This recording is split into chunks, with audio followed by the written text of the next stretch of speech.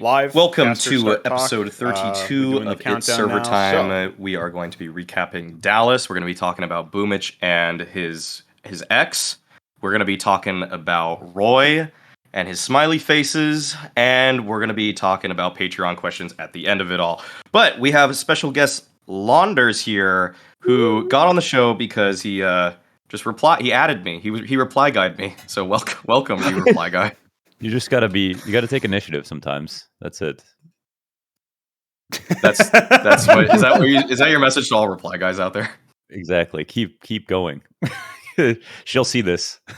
Yeah, eventually she'll see it. If she didn't see the first one, she might see the seventh. Okay. All right. So of course we have Mix back as well, who took a one-show hiatus because of he was sick. He wasn't feeling too well. Shouts out. Actually, we removed him after he announced he was going to Valorant. Yeah, that's true. Yeah, no, I was gonna my back way on. So for people that don't know, Mix is now the assistant coach to C9 Blue. So he is reunited with Vanity. Are you reunited with anybody else on that team actually? Zeppa. Zeppa, yeah, okay. Apex back losses. Yep. Great times. Yeah, okay. So hopefully so far missed playoffs. Lost to JDM. You lost to JDM and FaZe. Yeah. Okay, well, you know what? Sometimes I don't want to talk about this anymore. Yeah, well, see, in one game C9 beats FaZe, in one game they lose to them. That's how the cookie. Maybe you didn't have enough Shungite. What is that? I'm gonna bring that up today, actually. Yeah. I think JDM's into Shungite. Okay, I don't know what that is. Is that like is that something? The Shungite mean? Does he grease his chair with it so he can lean back more, or what? Like, what is it for? Listen, just look into it. Shungite. Am I safe searching this? Incognitoing? I don't. Is this like crystals or something? They're like rocks. Yeah. Okay. Oh, so him and Nifty really would make a good combo then, yeah? Or okay, that's pretty good, yeah. Because I don't want to miss this topic, and I know this is what viewers are interested in. Let's talk about Boomich and the situation with his ex-wife. So a video has been released via Boomich's ex's Telegram that is showing a person of unknown identity, but of similar build to that of Boomich's, doing a line of a substance which we cannot also give with any clarity what that is. So for you guys out there, it could be Shungite. It could be Shungite, but I don't know what Shungite is so easily. But so for I want to hit Note first because Note will have the most politically correct HLTV ready to go publishable take on this. Yep. Note, what is your take? Yeah, the sport mode take on what just happened today. Well, apparently I have to have opinions on this show. I read a comment from the last episode where apparently I have zero opinions. But right. All I'm saying is, I think that people jumping to random opinions on this specific topic is kind of just unreasonable. Like, you have no idea what Boomich's situation is. Also, like, how are you getting involved in his personal life when, like, people who are judging him for allegedly snorting some substance is just kind of unreasonable. It's just like, how are there people reacting to him allegedly taking drugs as if it's like the most criminal offense you could possibly do? You have no idea what his like actual situation is. Also, like, this whole thing with his wife, like, I think most people kind of saw it coming from the start, which kind of sucks, and it just overall is like a shitty situation for him. So I don't know. It's like, can I just say that you're like just go ahead. I mean, I just feel like reaction Andes need to cool it down on this one. So your opinion is that other people should have no opinion when you just said that you didn't have enough opinion. I just wanted to clear that up because that was a good segue. It was a good segue. You have to preface with that because I knew exactly what I was coming in with. Yeah. Okay. No, I think it's pretty hot to have to come in with right out the gate. So I'm not jealous of being Note here. Okay, well then, what is your take? What is your take, Launders? I just really like Pasha's tweet. I can't co-sign it, but I think it's pretty good. I didn't see this. He just said, "That's how things go, and you think with your dick instead of your brain. I hope everything will be all right." Okay, yeah, that's an opinion. That's an opinion there, and it's also like wise advice. It's actually very sage of Pasha to say something like that because think most people, most males, or at least most, they have learned at this point that really thinking with your nether parts is probably going to get you into some trouble over time. So that's why, Mix, that's why we have to hear your opinion on this. Oh, sorry, I'm in Valorant now, so I'm not qualified. Okay. All right. I feel like you can just pull that out now for literally any topic. Dude, that's actually that's a great get out of jail free card. I don't have to involve myself in this discussion. Okay. Pranogo, you have thoughts. You have many thoughts. I've seen some. Yeah, I just think that you know, if you're actually responsible, which unfortunately Boomich doesn't seem like he might be, but that's an external judgment. If you're responsible, drugs are fine, and guys should try some. That's my take. So that's actually based. So okay, I'll kind of like expound on what I put out there as my tweet about where basically I said that I don't think it's professional to comment on people's illicit substance usage. When I said that, it's kind of like obviously in a negative connotation. Like it's okay, you can comment, but it's more like I feel like there were a few people that kind of were like tier 2 casters and stuff like that I kind of saw like replying to it, or like people that are kind of in the space, people that are like streamers, and they were saying stuff, and I was kind of like, it was sort of a bad look. They were just kind of like dogpiling on Boomich for this video, and that's where I kind of just think like people should look before they just tweet on something like that, because for one, it's not like the second part of my tweet was that it's just that there's no moral indictment on a person just because they decide to use illegal drugs, because I mean legality is something that is not rooted in any sort of there's people that want to think it's like foundational, like a priori, if I'm getting really philosophical, like knowledge in terms with like making up a law or jurisdiction, but in all honesty, it's just like we live in a society, in air quotes, you know. So bringing up the Joker. That's my main point of that. Yeah. Also, when you're not cool enough, you don't do drugs, so you can't really relate, and therefore you shouldn't have an opinion. Exactly. All the people who are reply guying about that are actually just not cool enough. They would never get into the exclusive clubs that Boomich has access to. So, but Maui, I'm told that your tweet was also a reaction. So how can you be reacting about people reacting? It's actually kind of fucked up, man. Yeah. Well, the thing is that I will stand on a moral high ground sometimes and put it out there that something that somebody else does is morally beneath me. So that's why I can say that. Now it's just that.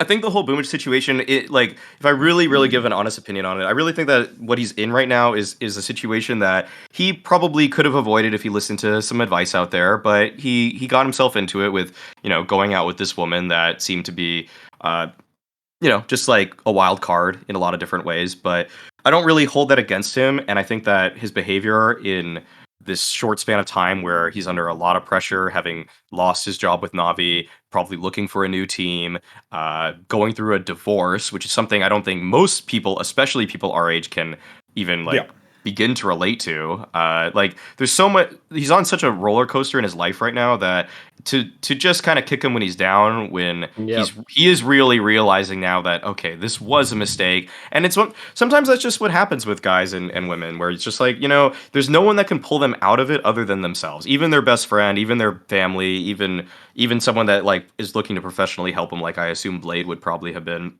So I don't think it's in anyone's best interest, and I don't think it's a good look for anybody to go out there and say like, oh, look at this dude just doing blow or something. It's like, first of all, from even what she wanted to say, it wasn't blow. It was another substance. So that was incorrect in that. But that's kind of my all around take. That it seemed like an even better substance, honestly. The weird part was that she called him a lesbian, which is not supposed to be an insult, and also reminds me of when Ludacris said, "I love women so much that I am one," for some reason. And it also makes me think of Drake in his latest one, "Girls Like Girls." You like women. Well, I'm a woman too, or whatever. Oh yeah. Said. You think she was just standing here watching him do it, or? Yeah. She was just filming for posterity. Like we don't even know that. She was filming horrified. Yeah. Do we even know the context of like anything, or is it literally just here's a clip and some like brief commentary? Yeah, that we actually don't it? even know if it's him. It's Yeah, we don't know if it's him. We don't know when it was. Presumably, like, do we know anything? That's what I'm saying. Like, because I've totally missed it. I'm the guy who doesn't know anything about the actual. I haven't seen the clip. I haven't seen anything. So I'm just like, if we don't know things about like when it was taken and how long ago and like under what circumstances, then it's just useless to even like review it. You know what I mean? Like it's useless to reply to it and be like, oh, actually, I know exactly what's happening and you're evil or whatever. In a very professional sense, I think that it's okay for me and a lot of people in this industry to speculate about things that go on in the game. Like Yes. when someone makes a play in a game and it's like, oh, that was bad or whatever, and then I'll be like, well, I feel like someone probably calmed something shittily there to make this person do that, because I would never see Simple do XYZ unless someone like Bit said something wrong. Like I'm just throwing out a random example here, but then when it's speculating stuff outside the game with people's personal lives, this can like there's like a defamation sort of angle here where you don't really want to be involved in that. And but I will defame players for their play in games, because that's also just it's competition, baby. I mean, I just think it's not anybody's like responsibility or like prerogative to get involved in that side of people's personal lives if it's not actually affecting like the game or themselves personally or their like teammates or whatever. You think what? I think Mix should. Okay. Yeah, Mix. Okay, this brings me to the other point here that well, I have two. The first is that Okay, I don't know how to start with this now because these are two completely different points. But one point is that this easily could have also been not an illicit substance. Like, this could have been something, even though it looks stupid, like, this could have been Adderall. And, like, if he's prescribed Adderall, like, you know, I've seen people rail a line of Adderall before, and it was legal, you know? Like, it just looks stupid. It's just that they want to do it just to feel something. And, just hits faster, bro. Yeah, exactly. And then also, what is it? What was I going to say? Oh, but we should throw this to Mix because, so, Mix, would Cloud9 want a player like this on their team? Jesus Christ. Like, what? That's actually worse than asking him to comment on the first part. Now represent your organization. For reasons in the game alone. Was that purposely set up with like the Adderall lead into Cloud9? Like, was that Freakazoid callback? And we got the guy who did it, you know? Just take it as you will. I don't know. Well, we don't know what the substance was, right? Like, I got this restful legs PM stuff here, and you know, I could smash some stuff and probably, and my legs would probably feel pretty great. Do you break it up before you take it? Yeah, every night, of course. Jesus Christ. I can't comment on that. I'm not sure. I just want to say about the whole thing though is that, like, I don't know. I don't like assuming anything. I don't know, I feel like there's so much context that you're always going to miss between everything that I just try not to think about it or like put too much thought into it. Unlike both sides, right? Like, I just have no fucking clue what's actually happening. So, yeah. Yeah. I will say this.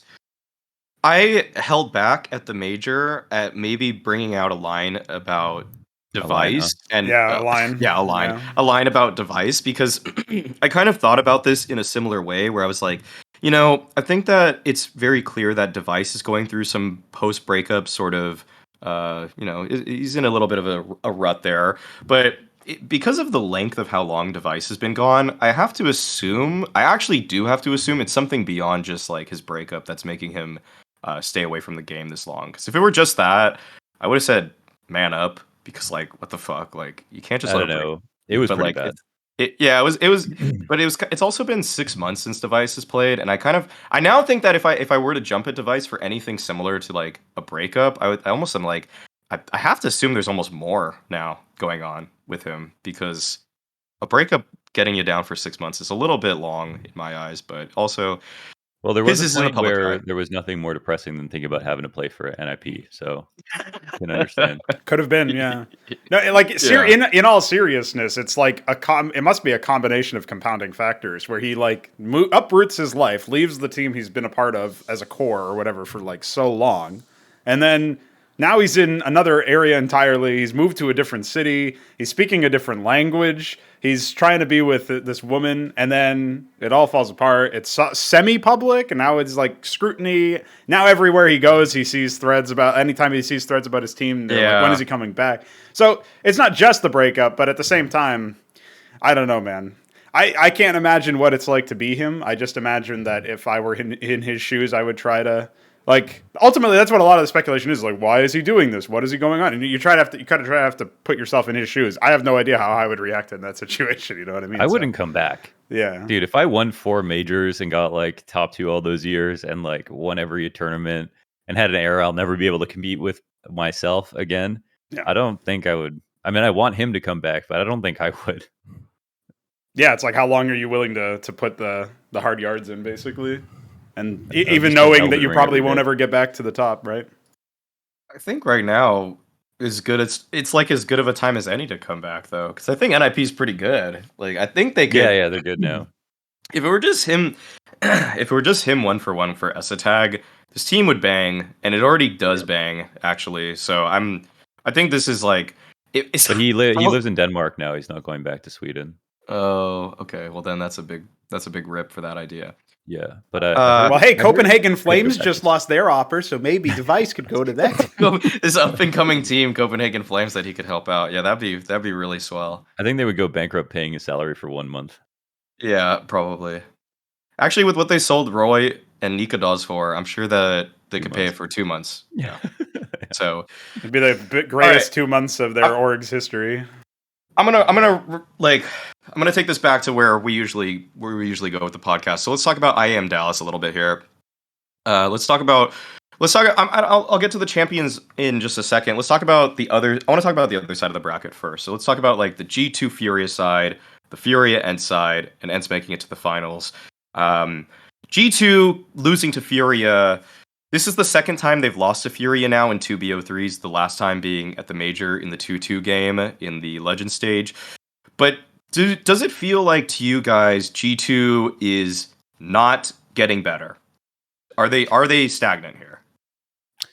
I think that the game plans for G2 are insanely inconsistent to the point that you can see that they are very good teams in some rounds, and in some rounds that they are actually making themselves worse by playing a certain way, and they can both impress and embarrass themselves to the point that like they can get lucky and get like 8 or 9 rounds in 1/2 or whatever, but they can't consistently close out games or their map picks or beat teams that they're more highly ranked than, which now Furia they're not even ranked higher than. So I think I think everyone understands this at this point, that they have enough good players to actually win tournaments. So I think the problems are definitely from within, and I think for like between Alexi and Xtaz, I'm just not seeing a lot of leadership there. Maybe we have to see leadership obviously from Alexi. It feels like he is definitely like a leader through and through. But even with Xtaz, I was kind of disappointed to see that at first when he was talking about letting the team get comfortable and letting Alexi call. He said that when he gets comfortable, he's going to go all in and start like calling off pauses. And I expected to see something like we saw from Blade, where like off the tack pauses, master plan, get a half back on track. Here's a really sick T side. But he's been really quiet off those tack pauses recently. And I feel like it's just been Alexi who by himself doesn't seem like good enough to figure out how to like win these matches. So I don't think the support system around the fraggers is good enough. I mean, there's a French interview with Xtaz where he said like there was just multiple conflicts between, like, I think it was between him and Alexi. Basically, he didn't specify it, but just the way he said it, like, it's pretty clear that that's where the conflict is. Just in styles of like leadership and the way they're trying to push the team forward. Also, like, one of the biggest things for G2 here is like, where's their T sides? It just they're not playing well. Specifically, Nico is not playing well on the T side, and he even admitted that in an interview with me. Like, he was like, "Yeah, I feel very comfortable on the CT side, and I'm playing really well. But then the T side, I just feel like I can't get anything going." I even asked him specifically about the point you were making on the last pod, Alex, where he was. I saw your interview with him, but yeah. Yeah, and he basically said that, like, he said, I think what your conclusion was too, where he was just used to playing the entry role. and he was kind of starting to force fights too much. But even Yeah. then, like, I don't think you can give this team that much more time without a change at this point. It's just not reasonable to keep this trajectory of results. Like, how long are we going to be okay with them just exiting semifinals? This is never a team that was supposed to be just making it to playoffs and then kind of fighting. Like, they're supposed to be a championship contender. Yes. And right now they have not been, and we're 6 months into this lineup.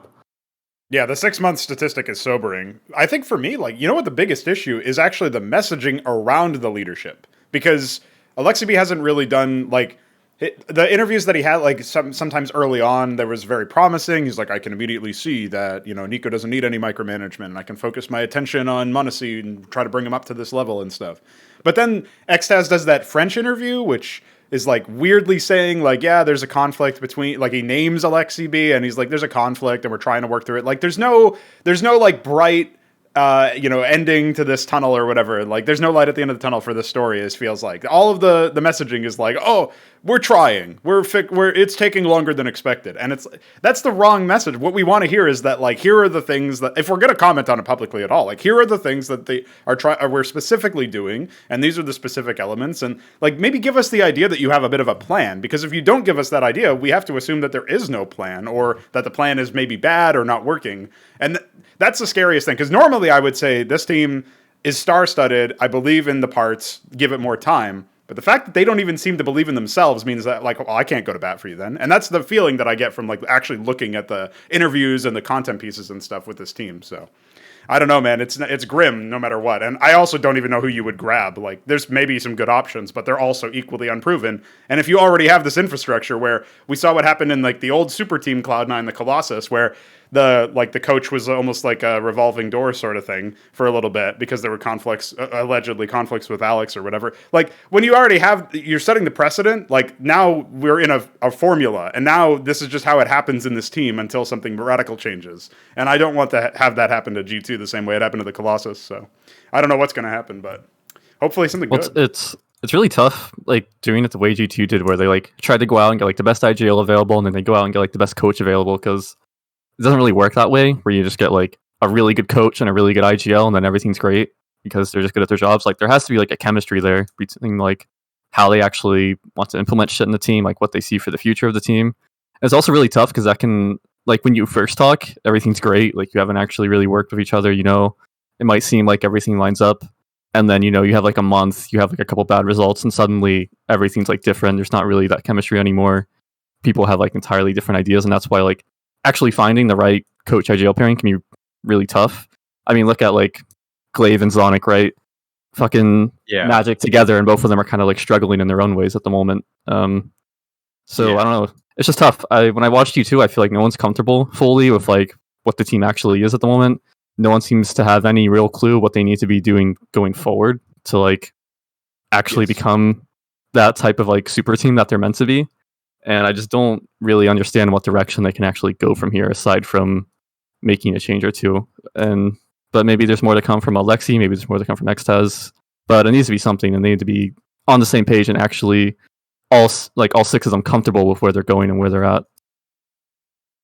I'll throw this one out there that I feel like and I would never obviously really want this to happen if you were to put together a sustainable G2, but what I fear is that since I feel like Nico should be the biggest voice when talking to Carlos about the direction of this team, I think there's a slight possibility that they just get a really good fragger in for Alexi, and then this is like a worst nightmare scenario, but then Nico would just say, don't worry, I can just go back to calling or something like he used to, and they just go without an IGL, and they just got a much better player for Alexi, because that always seems to actually give, in my eyes, the team a very short-term boost in terms of they just work with the same structure that they had, and then it even takes away a voice, which I almost feel like is a good thing right now. With what I also saw with the Xtaz interview, it almost feels like there's like 3 schools of thought right now and how they want to play Counter-Strike. Yeah. If you almost take one away from the team, it almost streamlines where this team is going, and it wouldn't. Like, I never really want Nico to be the IGL, honestly, but I actually don't mind just making the team a little bit more centered.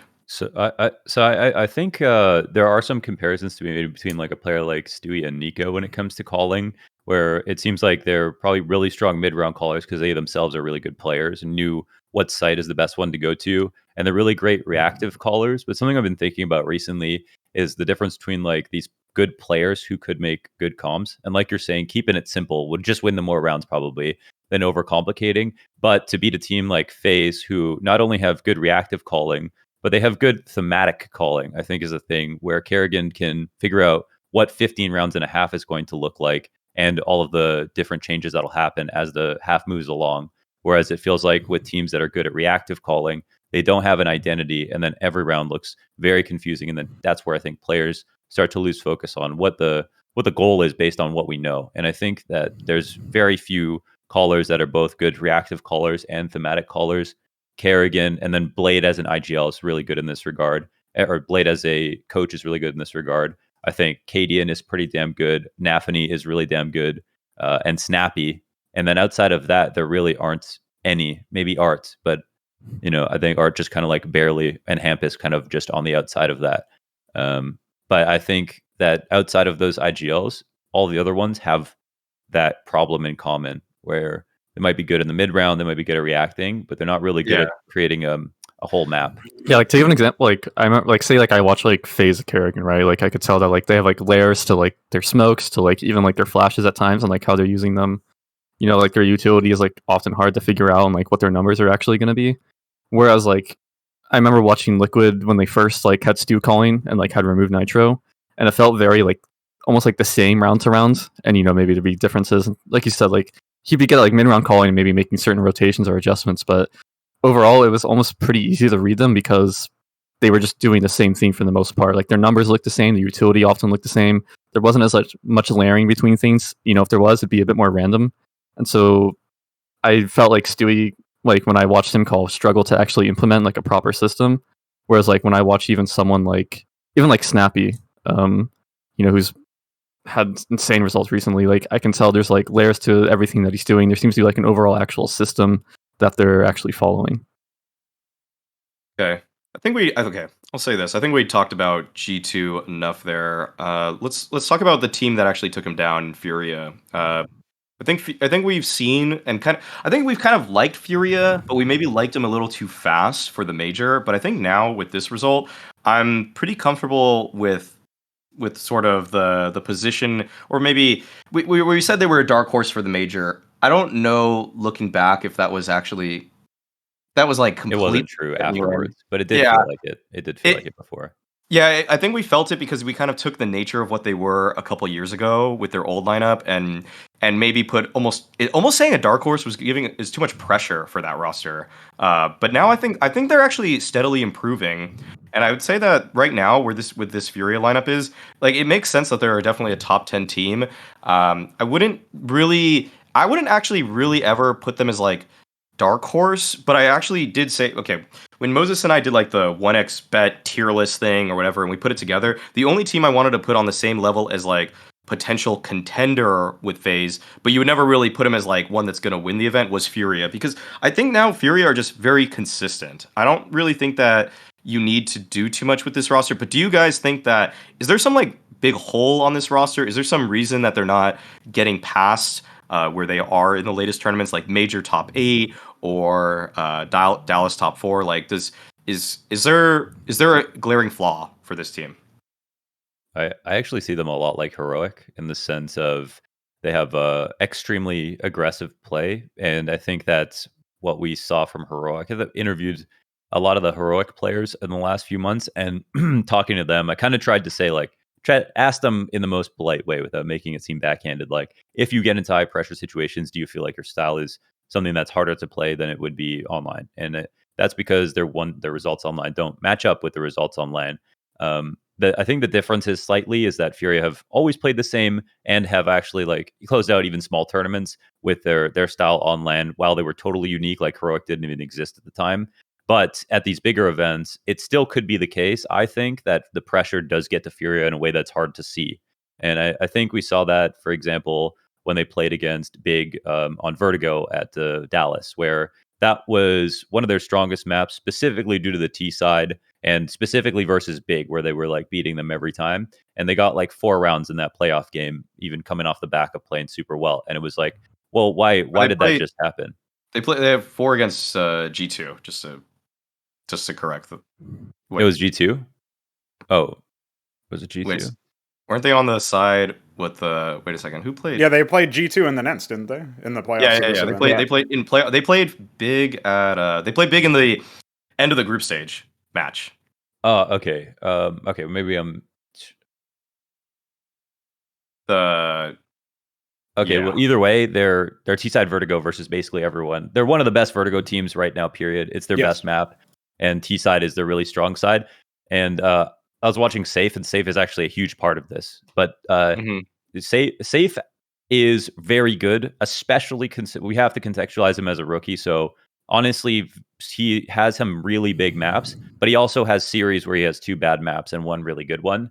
So there's some inconsistency there, on top of the fact that now in some of their more important sides that are guaranteed, they're not always as good as they should be. So my only thing is the pressure actually relevant when we talk about Furia because of the way they play CS? Like when they play T-side, I did a video on them, and it's basically the way they win Vertigo rounds is they post plant in your spawn, they smoke out the places you line up nades, and then they play so aggressive that you can't even get comfortable on retake. So teams like Big always struggle versus that, who rely a lot on the retake utility. And so that style, which is like heroics, is one where you are oftentimes in untradeable spots. I think the pressure mounts even heavier when you're in front of a crowd in situations like that. And it's conjecture on my part, but it's something I wonder if that a really, really aggressive style is even more nerve-wracking in a situation where there's a crowd in front of you. Yeah, like my question for Furia was just going to be like, are they confident that they're actually going to improve with time, like in terms of handling the pressure, in terms of just getting better as a team when they go into these big events? Because I have been kind of expecting them to have at least like kind of like a breakthrough event, you know, making a final, contending for an event, just not even doing it consistently, but I feel like they should be able to do it at one of these events. And I feel like it's been steadily kind of like the same results ending up in the same place. And I do think that style, when you're on the stage, just naturally, like not even counting the pressure, right? Like I feel like comms are just harder. It's probably harder to like communicate, harder to get like your thoughts out in time. And that can be really tough just considering how they play around Art, which is, you know, Art's super aggressive. kjaerbye, Yuri especially are very good at playing off of him and like how he dies, what kills he gets, shit like that. And that requires like a lot of mid-rounding and a lot of like being on the same page. Oh, sorry, just to put out the T sides for both the match versus ENCE and versus G2. They got 4 and 5 rounds on T sides, which is super uncharacteristic. Yeah. Yeah. So I do wonder if they're confident that like that's going to get better, if that is an issue, or is that like a hard ceiling for like their play styles, like getting on stage in these environments, and it's hard to actually get past that. So are we basically sort of asking a similar question? It's not for the same reasons, but it's similar to like the heroic or the before this event, the Cloud9 Gambit. Is like, you know, you haven't really had as much stage time, you know, in the same sense. And so when you do get there, you're like knocked out in the, you know, this is twice for the org, not for the same lineup, obviously, at major playoffs where they get knocked out at top 8. And, you know, the first time through at Stockholm, I was like, does this team, like, I'm amazed they even made playoffs. Like, I didn't peg them to do that. And then, obviously, everybody was a lot more hyped about them. So, to Maui, your original point, you were talking about how maybe we liked them too much too fast, and now we have to sort of like, now it's time. Like, okay, we were a bit early. I vibe with that the same way, because Safe it feels like his consistency is getting better, and as that happens, the whole team is rising up. But at the same time, we saw them up again. I mean, like, we haven't even touched on this yet, and maybe we don't have time to, I don't know. But the event is super scuffed, and the fact that they went up against, like, obviously they went up against some complete rosters, but they were knocked out with ENCE with a stand-in, and, like, you know, I mean, to some extent, you have to say, like, you couldn't compete against, like, even a team that wasn't at full strength, but this is not the same thing as, like, right out the gate where maybe you can't get enough information on them, you can't download them the same way. This is, you know, semis in playoffs. This is, you've had plenty of time to look at how they play with this guy. So you know, this is like losing to, you know, FaZe with JKS, where it's like, okay, hats off to karrigan for IGLing that, but surely this should have been your way in, because they're like still trying to adapt, but you've got enough game time to sort of anti-strat to some degree and see what their game plan is. So I was a little underwhelmed by the ENCE result for Furia's side, but I also think that, you know, they did what they were supposed to do, which was get beyond top 8 at an event like this, where not all the top teams are in attendance, and some of the top teams that are there are scuffed. So upward trajectory. I think we have to wait a little bit though, because Dallas felt more like an exhibition tournament to me than a real tier 1 tournament, and that's one of those things where it's just like we got to wait until the next full, like with no COVID stuff and no visa stuff, no issues at all. Let's see what all of these teams can do on LAN against each other, preferably on a stage as well. So that's my take. To be honest, I'm not sold on Furia being a title contender this year, like whatsoever. After watching them in the last 2-3 events, it's just, yes, they're consistently able to take down like a couple of big names, but I don't see their style being consistent enough to actually like get tournament wins. Like they'll beat the occasional top team, but I think their style relies so much on Art either multi-fragging in opening rounds, or if Art doesn't get that, for kjaerbye and Yuri to be able to trade off of him and then multi-frag on their own. And if neither of those two things happen, they just fall flat in every single, like they have no other contingency other than one of those two things working out. That's how I just feel watching them. And like, yes, they have a couple of layers on top of that with the way they've built around Art's system, but if neither of those two things are clicking, then they have no other like gear to shift into. And I've yet to see them kind of come up with something that would make up for that. I don't think you can. I was just gonna say, I don't think you can consistently rely on like Art to be like your third star player. Yeah, which is like kind of how I feel he still is at the moment. And I feel like Safe really needs to like be integrated into the team, be more consistent, and just have more consistent impact overall, and like really rise up as like a third star that like sides along with like Yuri and kjaerbye. I think I almost feel like we just have to shift the narrative for Furia right now, whereas 2-3 years ago they were the upset anybody type team, but I think now I look at them more as gatekeepers, where it's almost like I almost see them never beating a team that's better than them anymore. Like the only result recently that it felt like was them beating a team that's better than them is, I guess you would say, Cloud9 in the group stage of Dallas. But other than that, they always like they're not. They're like the team that shows you G2 is bad. Yeah, they'll just exactly. They're just gonna be there and just like pick a hole, like pick at your weaknesses, but they're not really gonna like, for a team that's just like FaZe. Like I would never right now FaZe, ENCE. I don't know if I really would put I don't know, like a better, like a full strength Navi. Like I never really see Furia winning those kind of ordeals at all anymore. I will also say that Art actually should come into question a little bit. I mean, he does drop off on LAN. He also is the last of the IGLs, who I personally think Art had a huge influence on the scene as a whole, even in Europe, with his style, especially in 2020. I think Glaive, karrigan, kjaerbye, they're all kind of born of this idea that you could be more aggressive. Information might be worth it for positional advantage over like losing a player in a 5v5. And Art is actually, and Hampus also. So I think Art is the last one who is the farthest away from his teammates when they attempt these plays with him. And so a lot of it does come down to, like Noah was saying, whether or not he gets the kill. And we see in Hampus is not nearly as aggressive as he once was. kjaerbye is much closer to his teammates when they're going for refrags. karrigan, not even the same player when we compare 2022. Now, he used to just, I remember on like, when even Train was in the pool, he would just run out of T mid, through a smoke, die, take a snapshot of outside, and then tell his teammates what to do. And they'd try to win off that, and he'd end the map with like a 0.7, and they'd lose really important games. And Glaive doesn't do that anymore either. Everybody actually stopped, but Art's obviously he invented it, so he can't really go off of that. But a lot rests on whether or not he gets the kill.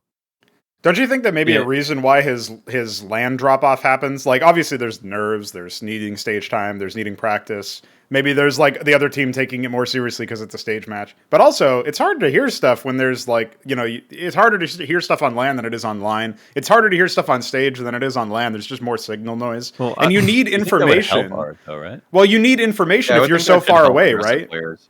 So I would just think that it's hard to call. Usually like an aggressive rush is better on LAN because they can't hear you. I was gonna wonder like teams that play Furia if it's easier to kill Art on LAN just because of how the game works. Like, just how the game feels on LAN compared to online. Oh yeah. When someone's just wide swinging you every round, like is that easier to kill on LAN than online? I wanna ask someone that's like played that can remember playing Art on both. He should just play on exit lag to Europe when he's on LAN. Just that 200 ping is swing. Yeah, just get a VPN actually. I wouldn't really like. I'm not like real ready to throw out guess like the art with the bathwater, just because with the way like I'm definitely not ready to do that because I don't Interesting see. phrasing. There's not a single person I can think of that I would like replace art with as an IGL and feel like you'd get an upgrade. You know what I mean?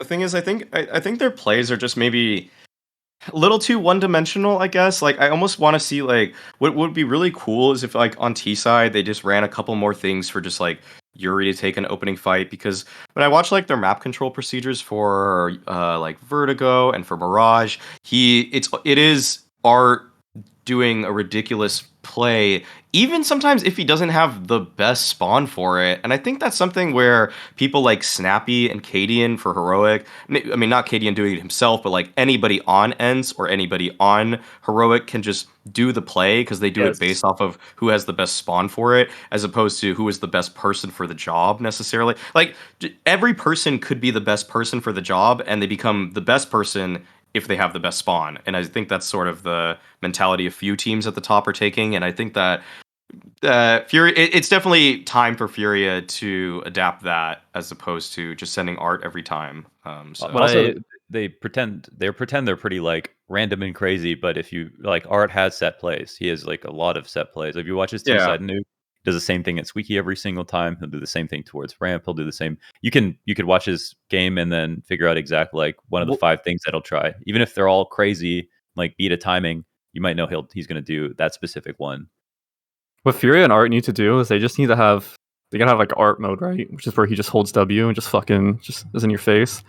And then they should have like another mode, just like Navi mode or something, where like the round after they just switch into like sitting in spawn until there's like 40 seconds left. I'm just thinking of like the whiplash that would give a team playing against them. That is my favorite part about Furia, though. Like, you know how they'll do like crazy aggressive overpass, and then all of a sudden they'll like walk bathrooms all the way onto the side and plant without a single. Yeah, I mean, literally just sit and like you're in default spots until there's like 30 seconds left, and the other team just went, dude, where the fuck are these guys? Like, All right. Bean can. What the fuck is bean can? I actually still don't know. Bean can is when you do the jump up boost on overpass short B. You look down and you see a bean can, and that's how you line up how far you can go. It's the stupidest call out of all time. I think the Freakazoid clip. Yeah. Bean can. We just call that like Crim's boost or something. Well, because you look down and it's literally a can on the ground. So how do they know it was beans? Is there a texture? Does it say? Well, it actually when someone first told me bean can, it actually. You're right. Why was it what is it called? What was the thing actually called? Methadone? I was gonna say that one, but I can't remember. Could have been methadone. Could have been a methadone can. Who knows, man? Like the thing is, it could have been Adderall. Where are you guys getting it that it comes in a can? Hook me up. Beans? You mean I'm so confused what we're talking about right now. Yeah. Okay, let's just move on then. Let's just move on. Let's talk about ENCE. Okay. Let's talk about ENCE, but I'll just put this forward. I don't think this is like something where you obviously heavily judge ENCE, but I think it's 3 things were very impressive for me about this tournament. One is that the snappy system could work even with a random 5th. Like, that was the first thing where I was like, Jesus. The fact that they were able to... too. Like, say what? I said literally for their best player too. Like, it wasn't just like, you know... Yeah. I think that was probably the most impressive thing, the fact that they could go 1 for 1 and make it work.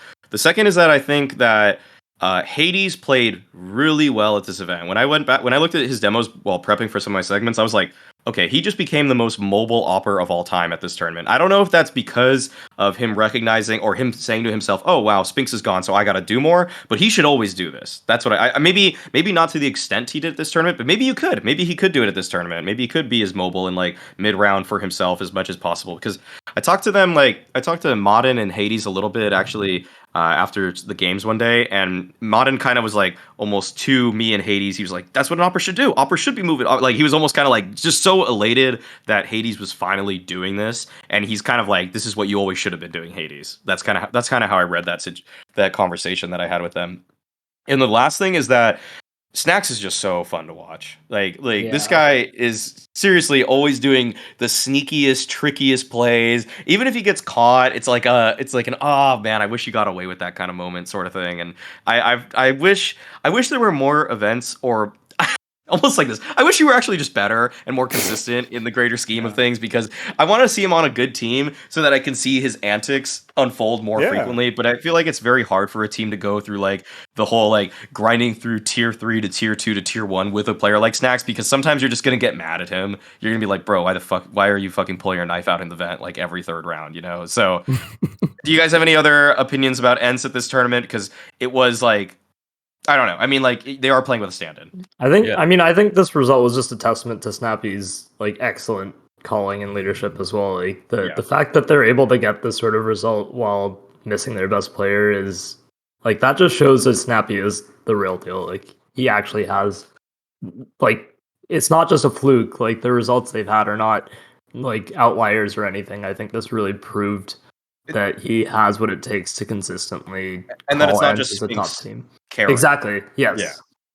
Yeah. I mean, the fact that snax did carry in the exact same way Spinks would in some of those matches says a lot. I don't know how you can get someone to be that comfortable all of a sudden, even though it's snax. I mean, it's not like land pressure is a big deal for him, but just the fact that he could do it, to have the space, to feel good about it. And then they got the Polish buff for Hades too, and he was just hitting shots. I think obviously it could all recede to the mean afterwards, right? Like snax goes back, plays tier 2, falls off again, or whatever it is. He's not even doing bad, but not playing tier 1 matches. And then Hades as well. I think, I don't know. I saw Hades, like, even in his big match on Ancient, where he had like a 25 kill CT side. It was kind of like he was just hitting everything. He put himself in really good spots. I still think Hades, it doesn't to me have that same kind of quality of an opper where he hits all the clutch shots. Like, I think that's like one thing, is where like the really, really hard flicks, sometimes he just doesn't hit them in important spots. And I kind of feel like that's missing. I don't know how you guys feel about that, but I see Hades as a really good player, and also on a team that maybe doesn't need a super elite op, because they have Dha and Spinks, who are unbelievably good for riflers. But yeah, still not totally sold. Dia also had a really good tournament, actually. I think he was an MVP contender heading into the final. So pretty legit. Like, all around, a really good showing from the whole team. To launders' point, a product of the envious Nifty system. Yeah, you're welcome. Wait, was Dha actually on a lineup with that guy? Yeah. Was that like Flashpoint or something? I totally forgot about that. What was the lineup? It was like Nifty, Dha, Calyx, Moose, and Ryan. Karrigan era envy. Wasn't it Mihu? I thought it was Mihu and not Dha. Oh, geez, you're just confusing Polish people. Jesus. The reason I'm thinking of this is that it was supposed to be Dha, and then he went to FPX, so I forgot that wasn't actually him. You saved it. Dha's better than Mihu, so that's great if they would have got that. Based in factual. I'm still going to call him a product of the Nifty. Actually, I'm just going to bring this up. I'm going to bring this up on the envious note. So, Hastro actually went to this event, went to Dallas, and he actually talked to a few of us. And like the first thing, and he said this to like apparently like 5 unique groups of people. But the first thing that Hastro said to like everybody was basically like, "Oh, you Counter-Strike guys, like." He just wanted to apologize. He's like, "Oh, I'm like sorry about the things I said on Twitter in the past about Counter-Strike. I still really like the game. It's just like," he just felt bad about his investment in it, and he, like lashed out. And there were some personal issues going on with him and his family at the time that added stress, external stress to him saying some of those things, like when he got mad at Sponge about Counter. What did he say exactly? Like Counter-Strike was like, motel is booked. Okay, I don't want to be him walking into it anymore. That's what he said, right? Something about Roach. What did he say? Roach Motel? Oh yeah, he called CS. He told me to go back to the CS Roach Motel. Oh, that's right. It was to note. Yeah, yeah, it was to note. Okay, because he tweeted something about like NVS being the best FPS like organization. Go back like 5-10 years, like the results are there. So I just screenshotted Envy's results from the last 5 years, and I was like, I don't know about this. And then he got really pissed, and he's like, "Oh, these reporters, like, go back to your CS Roach Motel." And then he tried to like call me out for talking about Envy Valorant having an alleged match fixer on their team. He's like, "Go and do some investigation." So I just screenshotted the MDL like folder of match fixing investigations that I have, and replied with that.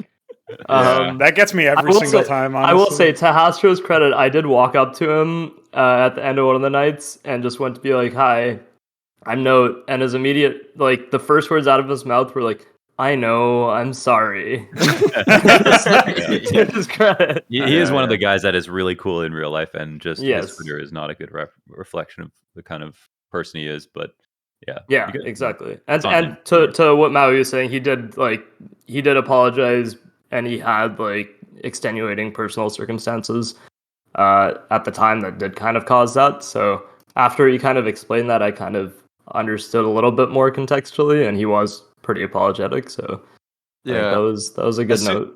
As to soon as leave he off said with. that to me, I said the only thing you have to apologize to me for is making me watch that nifty roster for 2 Yes. flashpoints straight. So Yeah. that's Other than that, I think that he's like he kind of made an inclination that he wanted to get back into CS. Yes, he said the So- same. He said similar things to me. Yeah, so there might be a new NV team, and hopefully it's on better better standing, or gets on better standing than what we saw most recently. Okay, let's get to what I think was this was flat out. I think the best BO3 of the last 2 major tournaments was Cloud9 versus FaZe. I don't think there's a single game from the major that was more interesting than this one for me. So yeah, let's talk about it. Axile went absolutely god mode in this one, had one of the sickest clutches I've seen in a minute. And I think that we can put to bed some of the idea that Note's getting his PC back, but either way, we can put to bed some of the idea that Axile is an onliner. I'm gonna say this. I'm not like entirely sold on like everybody all at once with this roster, but I think that when you have a player like him just absolutely blowing people out of the water, there's not too much anybody else can do on the opposing teams. But I'm ready to hear anybody go up against that statement. I'm with you, except I would put Shiro right there at the same tier. I mean, Shiro had an he had a 1.50 rating over the 3 maps in the final. He had he is right now second player even on LAN in 2022, and Axile's right after him. And I think that they both just quashed the story about their online performances not matching on LAN like at the same time. And I'm just really happy for them. On a side note, I'm just finally glad we don't have to talk about them. To people who don't watch CS, who wonder if they're actually good, and the only thing that they can understand is the results, they can now just see the results as well and understand that these players are playing. Like, if you ask any players and they talk about Shiro and Axel, they're like, these players are nuts. Even when they were online, like, even when I talked to Glaive, he was saying, like, I think they're going to be fine on LAN, and that might not actually been true, but now they proved that part. But everybody knew that Axel and Shiro were unbelievable Counter-Strike players. I think that's one thing that at least now we can say as people who know CS, and we can prove to people who only know results. Agreed. Okay. Yeah. I think the thing with Shiro for me is that I guess it's like a team thing, but the way that he played in the Imperial series was like really still like it's still like the way he died in some of the rounds in that, and just the way I guess the whole team at the major the way he played in that one made me really like well, he choked. It's hard to, he did choke before. He used to choke. His finals were bad in his the matches where they would get disqualified from something. He was bad. So this is huge for his story in that regard. So I put it like this: like Axel has now shown me for 2 events in a row that he can play well. Because even in the Imperial one, he played overall pretty solid CS. Whereas someone like Shiro kind of needed to like ride with Axile for a bit to get up to this. And I think that now that he has confidence that he doesn't have to be the one delivering, he can probably build upon this. Shiro, that is. I think Shiro can build upon this sort of tournament. But now I have seen Axile do it consecutively, in so much so that I can say that he's a sure thing on LAN. Whereas Shiro, it's one LAN that he did well, but right before this LAN he did pretty badly, or like beneath his standards is how I would put it. Yeah, okay. So I want to put Shiro in that one. I want to put everybody else in that sort of conversation, that they all could do it, but I want to see them be able to build off of this still. But surefire thing, Axile top 5 player. Yeah, I don't see anybody else up there right now. Don't you So- think that this FaZe series really was the grand final of the event? You know, like for me anyway, it was like the main series I wanted to watch, and when it happened, it was glorious. And the thing about it too is that I went back and watched the VOD. I didn't catch it live, and at that point, I had already seen karrigan tweet out that like, "Oh, we never arrived in Dallas, and this is sad. GG's to C9 and stuff." And I was like, oh, maybe that's going to be like a disappointing FaZe performance. But they actually were pulling out the stops. Like they were doing stuff. Yeah. It wasn't like FaZe. I mean, maybe you could say that like Rain didn't play to his MVP level form or something. Or you could like point to like individual moments that like the system collapsed or the players like there's like a twist shot where with a deagle on Inferno A site where he's like clearly he should have the advantage, but he like quick switches or something weird happens and he has the like a Jax moment. And then, you know, he just things go wrong. But like that was an isolated I'll go incident. stray. Yeah, whatever. Yeah. So these are isolated moments in the overall BO3, and it was really like exciting CS. So for me, I just think like, no, this FaZe, it wasn't that they were super under strength. You know, maybe you can make an argument that like a tournament shouldn't be a week after a major or whatever. But you know, like, okay, this is what we got, and these are the circumstances doled out. FaZe look reasonable. They obviously had that like sort of mini comeback thing going on Overpass. They took Cloud9's pick, and they looked like they were gonna be on lock when it was like 12-12 or something on Inferno when they broke the economy of Cloud9 on the defense. This is stuff that you look at it and you're like, wow, like FaZe are just going to take this. And Cloud9, like, you know, they had really good rounds, they had really good set pieces, really good plans, but they're just going to fall away. And instead, they come all the way back. Like, it was, you know, David versus Goliath. And that, to me, was like what was so impressive about the win. The fact that they went on to then sort of consummate it after and get the W for the whole event is obviously needed for the whole story. But I felt like when they defeated FaZe, they had won the event at that point in their own minds. Because this is like a stage match. Yeah, they have some home team support or whatever from the people cheering on Cloud9.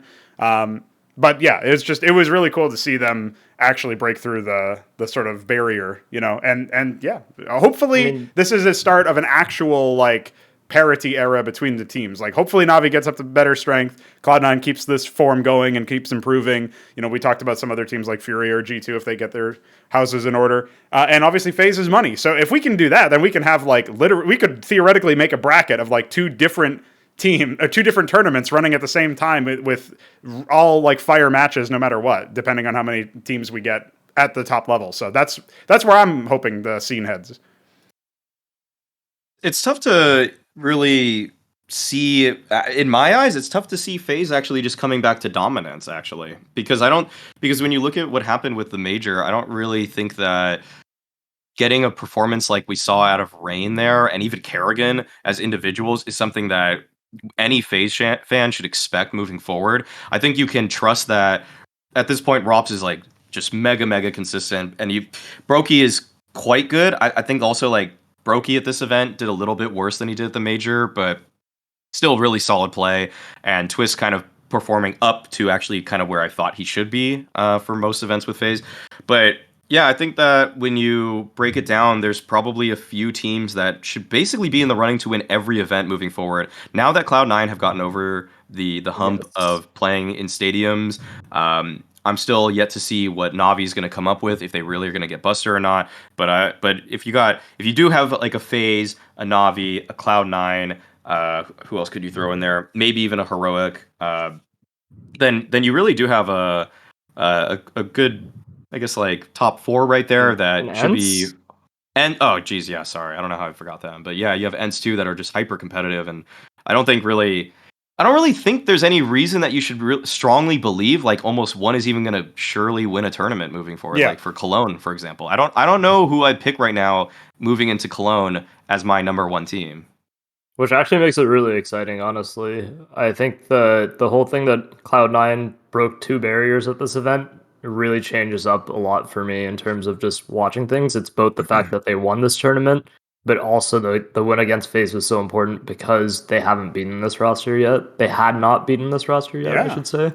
And more importantly, they beat them on Inferno, which I don't think that they've ever taken off of them, which was actually a massive win, because otherwise you always have that map pool stacked against you, and that sort of, like, you have to win your own map pick and win the decider, which just makes winning that much harder. So I think getting both of those over the line is absolutely incredible, because now we have we have 5 contending teams for titles, which like having a favorite going into the event is cool and all, but having like 5 teams who could just beat each other on any given day makes it just more exciting to watch. Like that's way more stakes to actually enjoy watching a tournament. Yeah. I think FaZe for me, I think they're looking for an era. I mean, that just might be, my perspective as a fan thinking like this is the next thing for them to achieve. There's obviously a lot of discourse around karrigan and like his status as what place in history is he as an IGL, and I don't know how he feels about it because I know his ultimate goal was to get a major, and I'm not surprised to see him get probably a little tired right after. I mean, Rain has also been on that journey from the beginning. And like watching Rain's stats just drop off every year after he lost Boston, I think the correlation is direct. Like and now getting that, is that enough? Are they satiated? I wonder, but I think karrigan is the best caller right now. But for me, he's not the best caller of all time because he's never proven that he can be the number one team for an extended period of time, which also just means that you have an era. And I think that the one thing lacking for karrigan in the history of him as a caller is that he has, first of all, never had to hold the number one spot for an extended period of time, and therefore also never had to invent in the meta to stay number one. Whereas innovating and catching a tailwind and keeping up and being just good enough to beat the top teams or close out a tournament here and there is a whole different problem. Whereas like any team that has had an era, like with gla1ve, for example, had to also define where the meta went constantly in order to stay ahead and prove that his new ideas that have been untested work. And I don't think we've seen that from FaZe. And for me, that's what I want to see for them. And that's what I think would be kind of the final test, because I feel like on every other front, karrigan has proved everything. Like he win tournaments with random players. He's played with like lots of players. He has also played with some of the most good players in history under any IGL. So there is that asterisk for me. But the final thing, and I think the most important thing, and the thing that would just actually give him a chance, from in my eyes, to have like GOAT status, would be the era. Well, the era thing is going to be a bit harder now because it's going to be, I mean, I still can't believe that this tournament still counted for a Grand Slam, but it did. And so the fact that like now FaZe is in a situation where they have to win presumably full strength tournaments, it's going to make it even more impressive if they do. One of the things that's so exciting to me about this sort of, well, I'll use the same term era, but it's obviously meaning different things, is this section of time in Counter-Strike history is that the teams that are at the top are playing so differently. Like FaZe and C9 can be fast or slow, but the reasons for them choosing to be that are very different compared to each other. And then you've got ENCE, which is like, I guess, a more well-rounded team, sort of comparable to like a Big or Astralis, but obviously to a higher level than either of those teams are at now. And like you just go down the list, and the contenders are all like finding themselves within the style and using the game as like a canvas or whatever to express that. And that's the most exciting thing to me, because if it was just like, a rank order of like who can be most like Astralis or something, like the old school era defining Astralis of like who can be the most tactical and sensible, then it would actually just be like, okay, 1 beats 2 beats 3 beats 4, but that's not at all the situation. So if FaZe get an era now, I think that does have to cement karrigan for me as GOAT IGL. I'm already kind of biased towards him anyway, because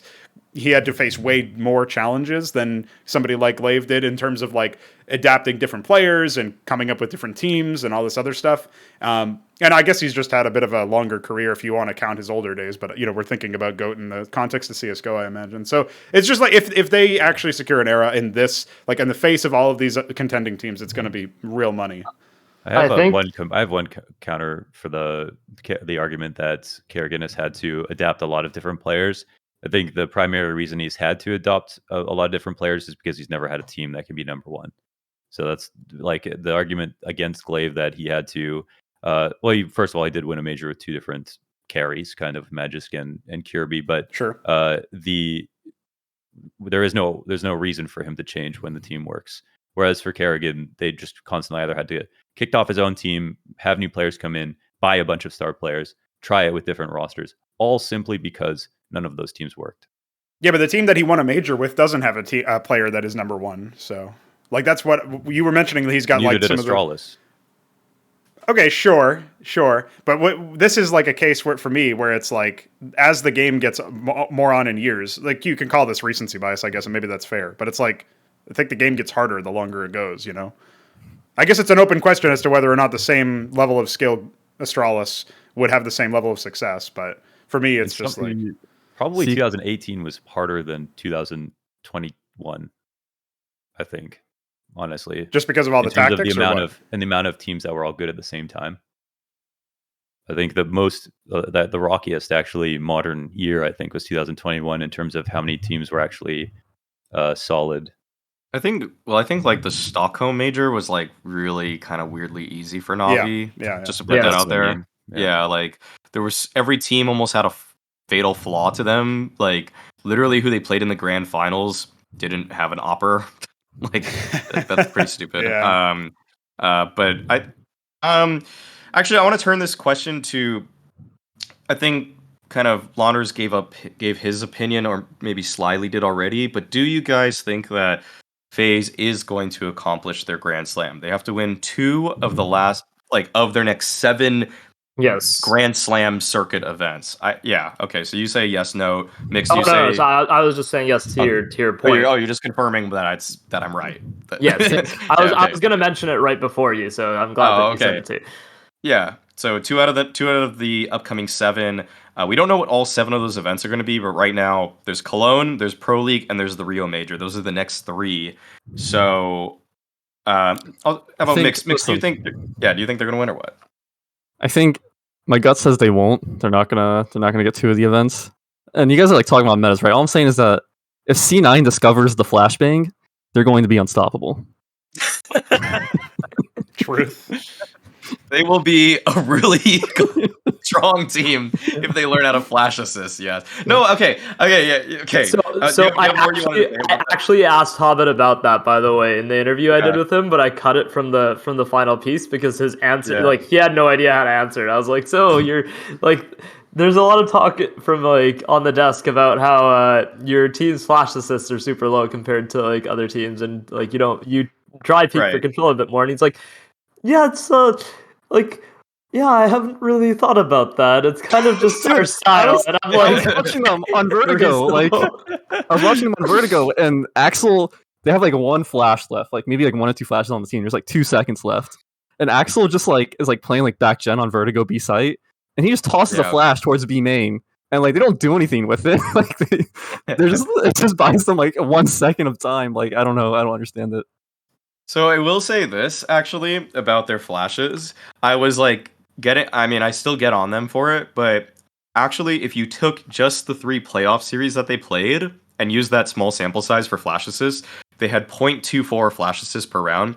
And I think when I look back at maybe their last 5 or so tournaments, or even going back to things I definitely remember in the online era when they were winning, if that were just a full tournament, the playoff run that they had at Dallas, it would have been better flash assists than any tournament they played for the last 2 years. So it's they suddenly learned how to use flashes just for this playoff run, actually.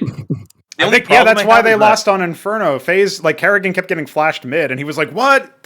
They're not allowed to use that. Don't they know? That's how they beat FaZe, because they were like, how is this happening to us? But I think one weird thing is that I noticed that they were getting a lot of flash assists in like every pistol round. So it's like they were just stacking up flash assists in the first round of each half, and then it kind of went back a little bit more to their to normality. But I think they actually did flash better in the playoffs, and I remember. I'm gonna take full credit for that. I remember one pistol round where I think they just chucked 3 flashes, and both players on site were just like triple full blind for about 10 seconds, and I'm like, wow, something's different here. This doesn't look like this is not normally. For your original question about the Grand Slam, I think 2 out of the next 7 events FaZe can win. Yeah. I think that's like, it's just too many chances. Yeah. With their current form for them not to actually be able to take that over the line. But I agree with Maui, maybe that's not Cologne, insane. Right? Yeah, maybe not Cologne. Yeah. Maybe not Cologne, maybe not the Rio Major, but then like for some reason it just feels like Pro League's always easier. So just Pro League, they could win that. But then you kind of don't know what the events are going to be after that. Like based off of what ESL seems to be wanting to do with like different events, there could be like a random IEM Beijing or something where it's like 16 teams and it's part of the Grand Slam, and like 2 of them are Asian teams, 2 of them are American teams, and I'm just giving them a really easy route that they so EG wins. So EGPA wins. Yeah. And what about IEM Riyadh at the end of the year? Rio? When Riyadh. Riyadh? Riyadh? we head to the UAE. Yeah. Yeah. I mean, it could be something like that, and I don't know I what's. actually don't think what's- they're gonna do an event like a big 16 team event there, as far as I know. I think the minimum qualifications for an event to be no, actually, there have been there have been events in the Grand Slam before that are 8-team events. So IEM Beijing could be an Beijing. 8-team event with FaZe there. So that's Speaking Like- of, yeah. I Well, was sorry, this is completely off topic, but I was just thinking of events in the Middle East. I was just thinking of that Dubai event that's happening right now. I don't know if you saw. get event. Did you see the bracket for this? It's free for ZTR. It is, yeah. We could get in. Let's just keep moving forward in this one, and we could actually see if we have time for that because I know we have a hard stop in 40 minutes. So let's just move on to the next topic here. Let's do. I actually don't really think we need to cover too much more about the bracket, unless you guys. I mean, okay, let's do like one shout out to Big here because Big made it to the Oh, of course. semifinals. I'm legally contracted to say nice things about Big. That's why I get merch from them and housed in Berlin. But so yeah, Big made it to top 4 at this one. I think my biggest takeaway from Big that I'm liking lately is I just think like Crimbo and Favin are super freaking legit. I think they have slotted into these roles exceptionally well. I think that the structure of Big is better than it was, but it also could be like I start to think like, oh, that was a well put together round by Big, but it's also like, well, Crimbo and Favin did just get like 2 kills, so that also could. I'm not sure if I'm looking close enough to players. Yeah. But we also have to have healthy. I think we have to balance between like literal phenoms like Saiwu and Monacy and stuff, and just really fucking good players who are in their rookie year. And even like when I was really hard on Brokey in year 1, even though his stats were pretty good because he just got overrated being on FaZe. But then he actually got really nuts the year after, which you could forecast just watching how good he was fundamentally in the beginning. Maybe just a little bit worried, maybe playing a little conservative, but he opened up and got a lot better. And that's kind of what I see with Favin and Crimbo, which is like with their former teammates, it was like, no, I couldn't see Keto end up being as good as Crimbo or Favin will be in a year or two. I mean, they're just they way more didn't, but cerebral. not. Yeah. Like Crimbo's clutches are undeniable, dude. He's so nuts. I mean, He was just winning some today versus MIBR in the Pinnacle Cup, and or whatever the tournament's called, and it was just like the major. Dude, like, he just keeps happening. Yeah, the Pinnacle Major. Yeah. Still waiting The for relog. Tapson to join an international roster. Honestly, this guy's unreal. But I feel like maybe I don't know. It's hard for me to know. Like I think that's probably the worst part about this Dallas result is that it just made that very unlikely. Wait, no. I think actually I was actually ready to tweet this, but like earlier today, but I was like, let me hold off. I think in a year and a half, Crimbo will be the one that people seek to get for an international roster. I really, truly believe that. Like this guy, I think, has shown me enough already signs that this guy will overtake Tapson as the best German player. I really believe that. I haven't seen Tapson be this. Because right now the 2 best international teams don't need players like Crimbo and probably won't for the longest time. But they will need an aggressive rifler in IPL. Okay. I agree. But I'm saying that okay, you can't really just overtake somebody in a year and a half, but in terms of like looking at his pure skill, I think Crimbo I almost think like Crimbo next year will be HLTV top 20. Not a 2022 prediction, but it's 2023 one. Crimbo, give him 17th. Give him 17th for me. That's where I think he's going to be. And Tapson's never been top 20, by the way. So, something to note.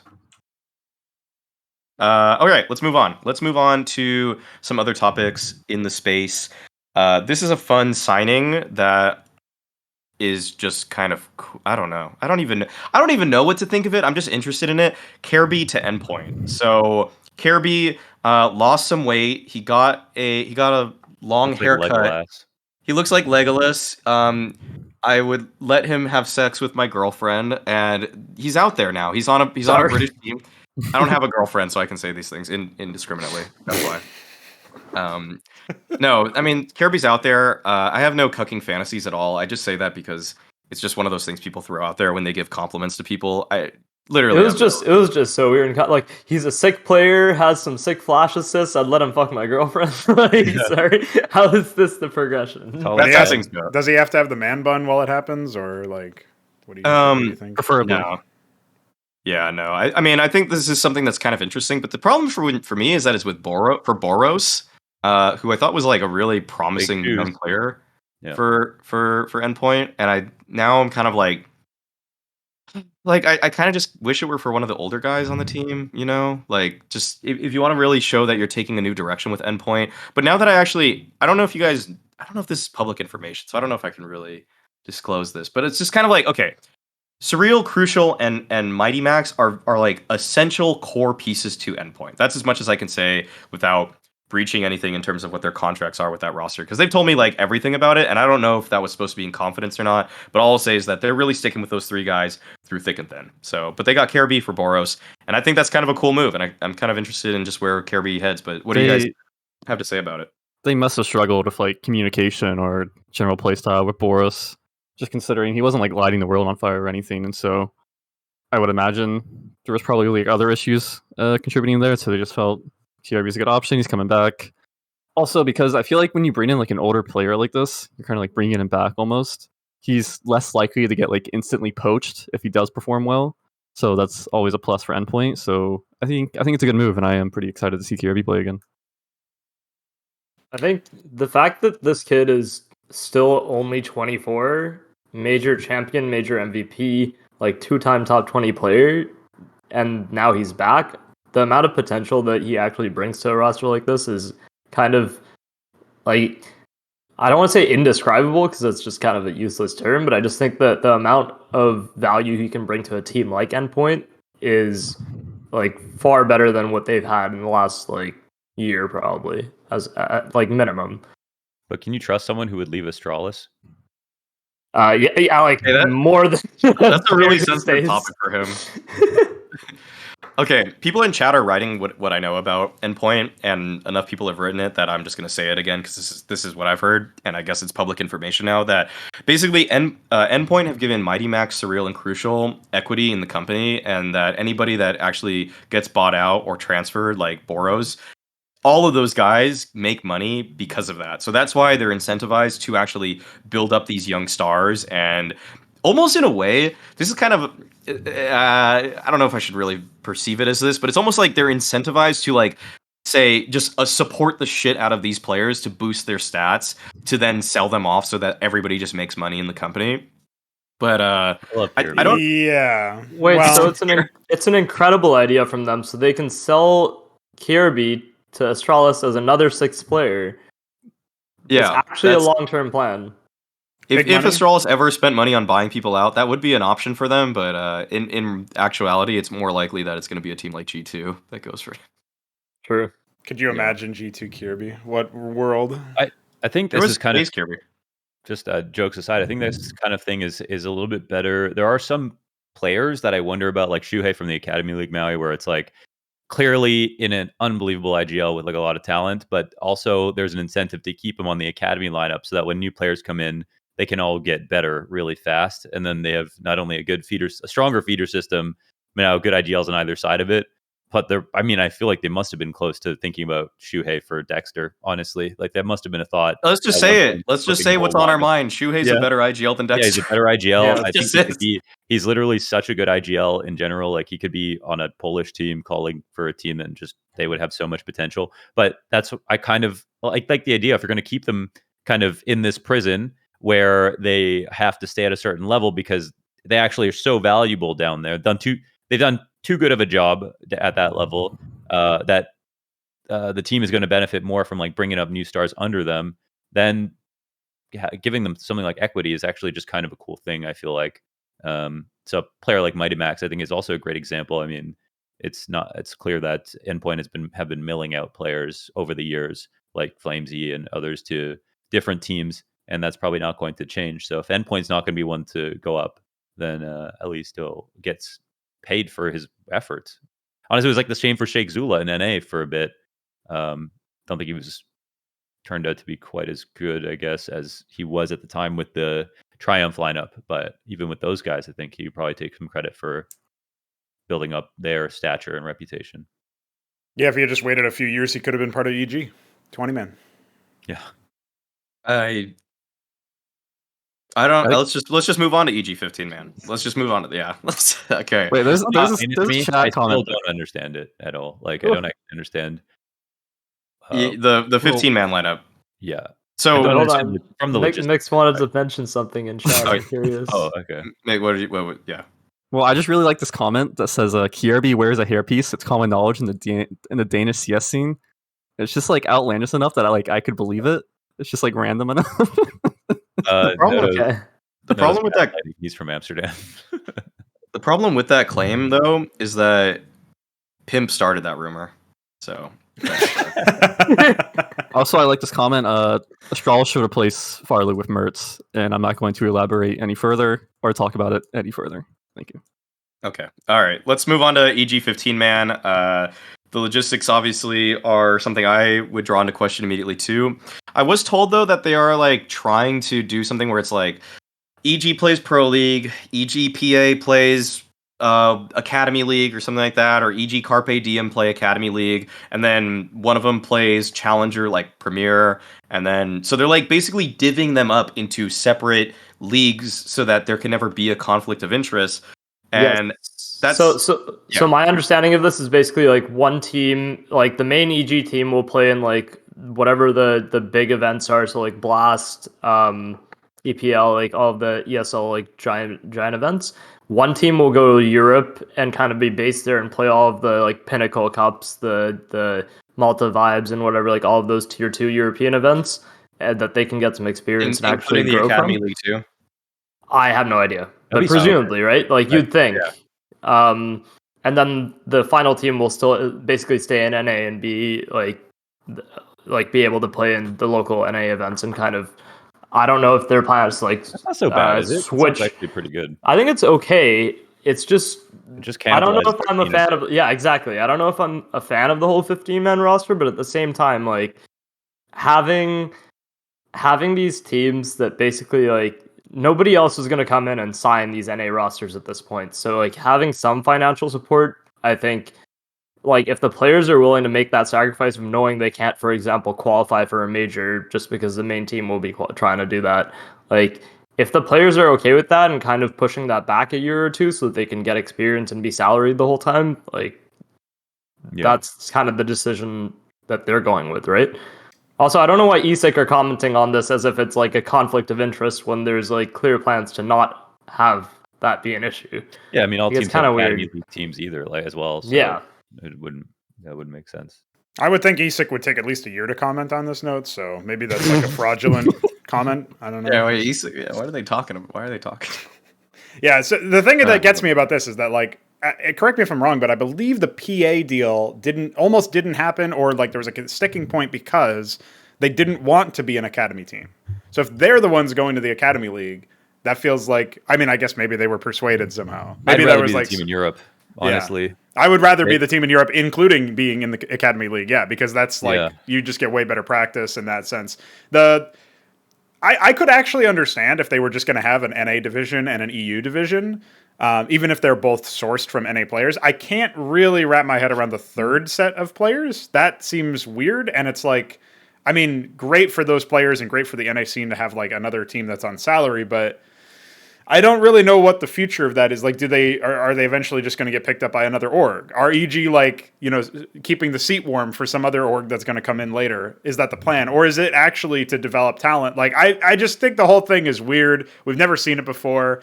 CS players don't like change. Nerf the A1S.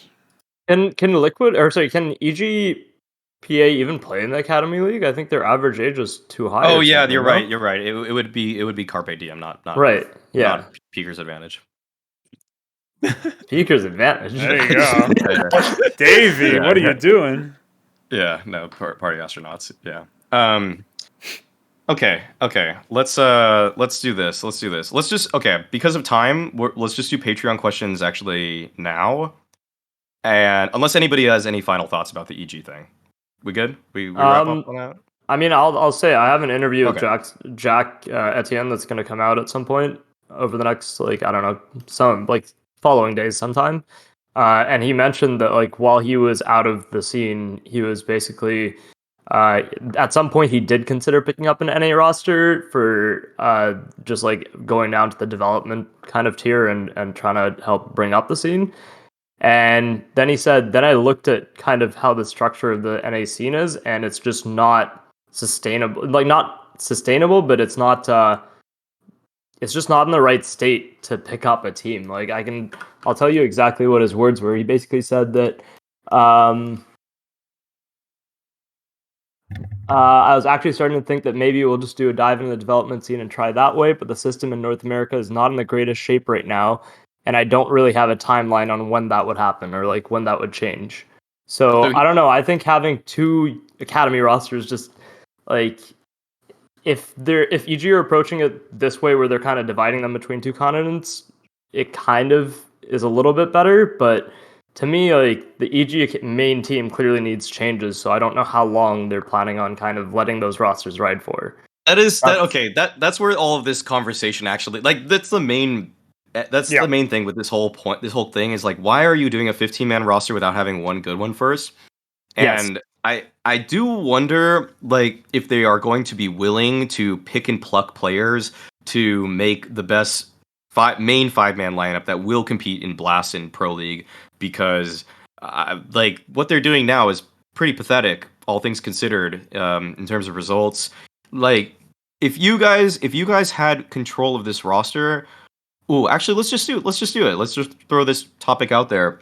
If you had control of this roster, who from the 10 from Carpe Diem and from Party Astronauts are you guys most willing to take a chance on to move up to the main roster? Clasia, Viz, and Hex T. Okay, I would say Hex is definitely like top candidate for me to move up. I think Hex is the number 1 candidate for me because I know he has less issues outside the server. Yeah, I've heard about that. Oh, well, so did Simple. Yes, so did okay. True. Yeah, I think the levels of a couple players in comparison to Simple might not stack up. So I'm gonna go with Hex because I feel like he's got a good head on his shoulders, and I think he's worth taking a shot to give him, some tier 1 experience. Honestly, at this point, just bring Munster into EG as a coach. Like, good show. Who else are they going to fill that slot with right now? And I think EG could like. The problem is, I think the main players won't necessarily respect him, which would kind of suck, just because they're accomplished. But I think that they need somebody to actually like help. Develop that roster a bit. Imagine if they got like a DJT or DGT or DJL. Sorry, so many acronyms. DJT on esportsbet.io. DJL. Not yet, Maui. Next week. Like the way he turned the NIP ship around. Like what. I think it's really hard to find legit good coaches. Like there are coaches that are probably good, but legit good, and I think he proved that with the NIP lineup. If they got a coach like that in NA, that could change multiple players at once. That would be huge. I don't know how you find him, but yeah, I can't really speak on who that would be, but I actually will go out and say I don't know if I could say Munster would be the guy that's going to just right the ship, and Stewie's going to be like, "Yes, Munster, I agree with everything you want to do." I don't think he's going to right the ship, but the fact that he's he's already part of the whole project, just having him there temporarily even would be like. Because I talked to the players, they don't have like a coach in mind right now to bring in. So I think just having him temporarily would be fine. Like, if Stewie's still calling, like I really don't know who they're gonna have as a coach that's gonna like have great chemistry with Stu. I almost like if the thing with Malik fell out so fast that like I don't have confidence that DJL would work either. Like they released him with a tweet, boys. It's over. Well, they told. Or it's like Malik said he wanted out, so he didn't get released by a tweet, but the other 2 assistant coaches did. But I feel like it really okay. I didn't even know that. Stu back if he like is hesitant to like trust any of these coaches or like get on the same page with them. Maybe Stu should go to a Carpe Diem. What do we think about that? I mean, I think that would be pretty humbling. But yeah, after what Stu said about Grim, I'm sure that that's something that he would love to do. Help bring up instead of just bring up one relatively new player, bring up 4 relatively new players. I think Stu would probably retire before that happens. Stu would love to win some games, but that ain't happening, so tough luck, Buttercup. That's my words. Okay. Okay, let's okay. I think I would just to get back to the original thing I'd posed out there. I'd probably actually at this point, just to shake things up a lot, I'd probably actually just go as far to go like Ben Lee and Hex in for Stewie and like Rush or something like that, and I would just see what happens. Like if I'm this EG lineup, I have no reason not to just switch things around because I already have all these players under contract, so let's just do it. But well, the reason is actually what Note said, right? It's that like these veterans are not likely to actually want to play at a lower level than they are already playing. So, like, what level are they playing at right now? Well, yeah, that's the thing. But what I'm saying is that like at least moving them down from the main team is going to be so disastrous that it's like. I don't know. I feel like you could get away with that shuffling the other teams, like the other lineups here, because they're less experienced and they're just happy to be there to some degree. Obviously, they're hungry to compete and they now have the funding to do that. Stu and Rush and some of their players, I don't want to speak to their actual mentality because I don't know enough, but it just feels like they would never sign off on that, you know? But that's the reason this 15-man academy structure doesn't make sense to me, is that when you do bring in one of the young players to come onto the main team, the more experienced players won't, like, if they want to make that step down, all right, cool. But I have a feeling like they won't necessarily want to do that. And that's where it becomes a really questionable structure for me. Like, how is that going to be a sustainable long-term environment for anybody? Yeah, I think maybe it's the only thing it's not a sustainable long-term environment for is actually the vets who are on the current roster. And maybe this, I don't know, I don't think EG is doing this deliberately, but maybe what ends up happening is just that those players choose to leave the roster rather than go down a level, and you just start cycling up newer talent, and like maybe that would be better for the whole scene. I'm done catering to people's feelings when they lose this much, though. Like who cares what the vets think? Like I agree. I don't worry about that at all anymore. If I'm EG, like you need to take a hold of this roster. Yeah, no, don't defund EG. I like that 15 people are getting paid. I just don't like the way that it's being allocated. Okay, like I mean, personally, like it's just this like, will they be mad if they get moved out? Well, shit, they should be mad at their own performance first of all. And so I mean, if it were up to me right now, the roster I would build with EG with these people is just I'd probably just do Ben Lee, Stewie, Clasia, Hexed, and then I'd probably just keep Cirque because you just have to. That's just my take because I think you just really need to change it up. Wait, you would cut Tim? You would cut Breeze over Cirque? My bad. Actually, no, I'd keep Tim over. I'd keep Tim over here. I'd probably just make Tim up. Fuck it, dude. I'd make Tim up. Yes, I like that way more actually. Just bring Tim. I like that. Tim opping for at the end of what he did for Gen G was better than what Cirque is doing today. Just flat out. But it's not like it's a lot better, but I think it's a fresher perspective. So, and it probably keeps Stewie happy in some way because I do have to appease these vets. Even though you just said fuck the vets. No, obviously, no. That was actually just a secondary point. I actually just think Automatic is a better opper than Cirque right now. Yeah, that's all. Probably true. Yeah. I think Pwn alone is a better opper than Cirque. That's my hot take. So get him in. Swap. Scalding. Even though I think Pwn literally has. I think he has a better rating last 3 months than Cirque does. Well, against lower competition, obviously, but yeah. Well, some of it's the same competition, which is unfortunate for the main EG guys. But yeah, you're right. It's apples to oranges. Okay, let's get to Patreon cues. Let's get to Patreon questions, and we can talk about some of the other things I wrote down earlier in case we have the time. So, but we need to get to these because these guys are big fans and they are spending big bucks to have these questions here. First guy we got Spud, aka Baloney Eater 79. He said, assuming the matches in the major playoffs were bare-knuckle 5v5 brawls, make a playoff pick'ems bracket. Okay, so this one's going to take a minute. So we're basically looking at the bracket for the playoffs of the major, and then we're going to say if they actually fought each other in person, who would win. So NIP versus FaZe, who wins this in bare-knuckle fisticuffs? I think it's got to be FaZe. FaZe are just they're bigger, they're stronger, they're faster. Rops might break. I was gonna say, like that's the problem is you have to make this playoff pick'ems, but then you also have to account for like who's going out with an injury. You know? I mean, you say that, but it's like Rain will just like 1v5. He'll hard carry. Yeah, Rain can handle at least 3. Entry for once, and Rain will trade. It's like on the street vids where you see like the little guy walk up with swagger, and then his like big bodyguard is behind him. That's basically what the Rops would be. He'd throw the first punch and then he'd run away. I think FaZe would have an era if this was bare-knuckle. No, what's funny? What's really funny about this? Is that when we go to the other side, we flip to the other side of the bracket. Navi Heroic I think you just have to pick Navi because Boomich is actually just the strongest dude. Boomich is a I was like, Dude, sleeping on I don't know if like, you read the strongest. news, dude. But Dude, Boomich could just do this. Boomich could just get his arm and just go, whoa! And then literally, like, everyone from Rogue is dead. They're just clean. Weight like 100 pounds combined. Yeah. I don't think anybody could actually could make it. Maybe that's how Navi wins the next major. Is they all have to be. I feel like fights. now it's not Boomich. I feel like No, Furia can go far. when the guy wrote the question, it was when the major happened more recent. Oh, okay, so okay. We're going with the lineups of that time. Like ZT, it's not Hampus for ZTR. So What do you feel about Furia? I don't know. I feel like they go Furia far. Spirit's a tough one. That's a tough 5v5. I think. I think Drop is a little weak. True. But I also look at like Patsy also doesn't look like he could hurt anybody. I think Spirit would lose. I don't know. I feel like Dexter would top frag, but at the same time, there would be. Well, I feel like Chopper would. No, Chopper would Chopper headshot. and then Dexter. Yeah. Yeah. Headshot from Chopper would be all it takes to take anybody out on Furia. True. Yeah, but I never want to test the metal of Brazilians. I've just learned that through Twitter. It's probably not a good idea. True. I mean, the actual fight would be closer than that major semifinal or quarter. Oh yeah, true. Yeah. There you go. So, at the very least. Yeah.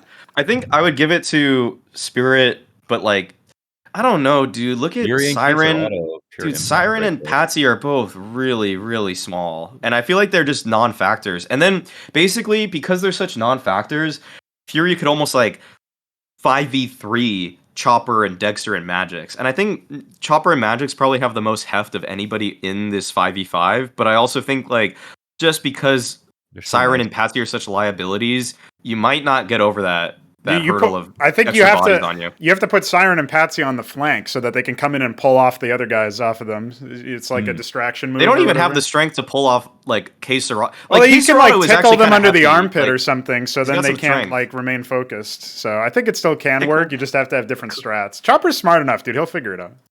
He's got some. They're both aggressive. Well, we do know that it would be an aggressive brawl. Yeah, That's that would for probably be sure. the highlight if you're really into world star hip hop. I think this fight would probably end within 15 seconds.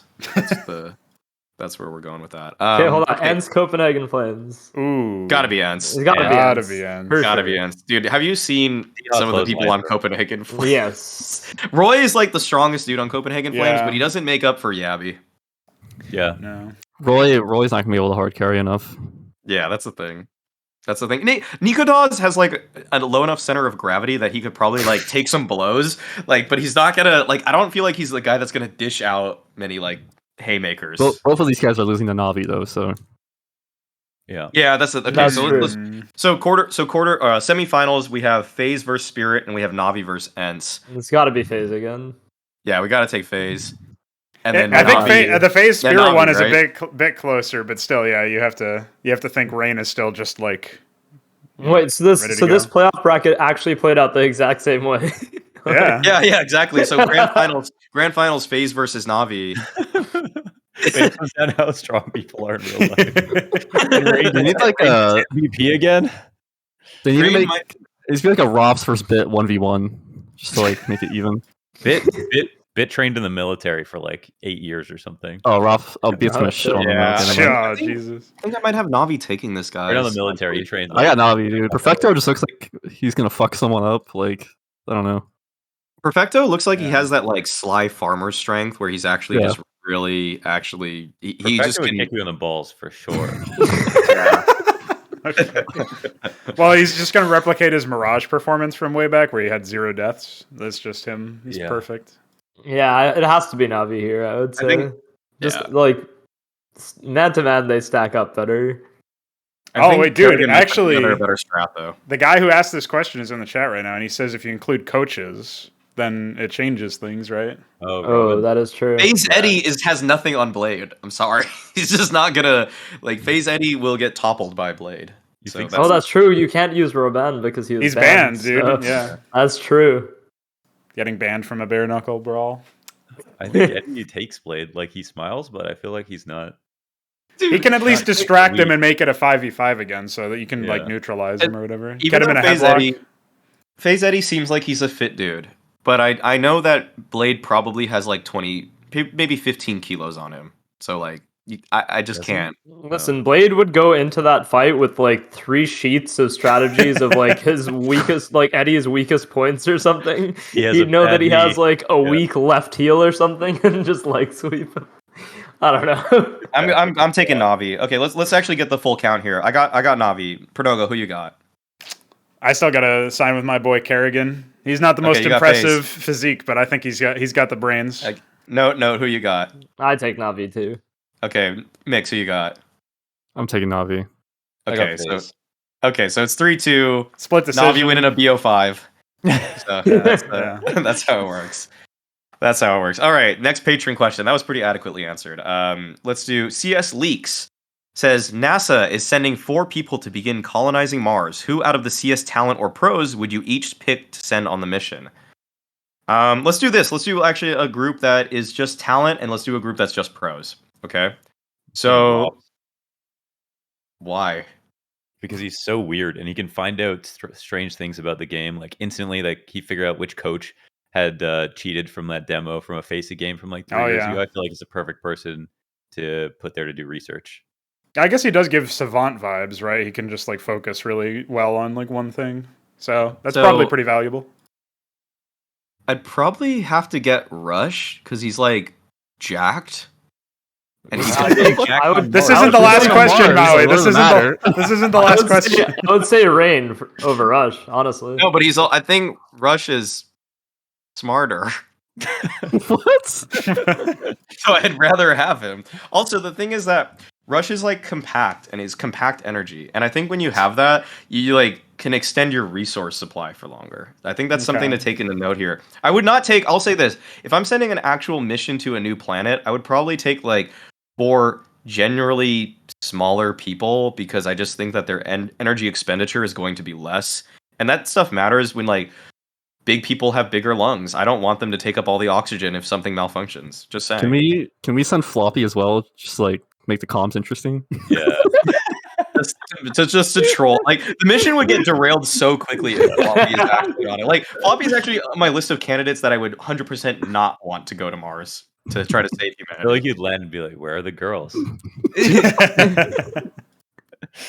Floppy. Oh, what's your name? Like, Curiosity. Floppy would actually, like, dude, Floppy would do this and be like, "You wouldn't do this on Earth. You wouldn't do that on Earth, would you? You wouldn't do that on Earth."